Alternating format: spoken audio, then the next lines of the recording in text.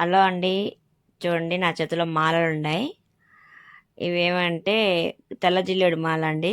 ఈ పువ్వు తీసి విడదీసి మాల అయితే రెడీ చేసేసినాము. ఇట్లయితే ఈ ఈ మాల కూడా రెడీ చేసేసాము. మా పాప అయితే ఇంకొక మాల కూడా రెడీ చేస్తుంది.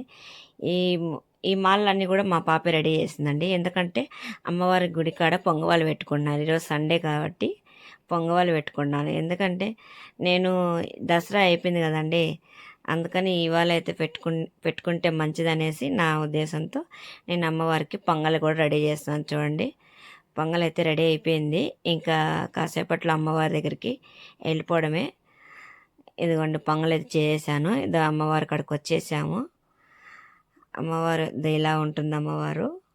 ఇంకైతే తృప్తిగా మనం పూలమాల బయట నుంచి కూడా తెచ్చి ఇలా అయితే అలంకరించుకొని ఇదైతే చేసేసామండి. Okay friends, bye.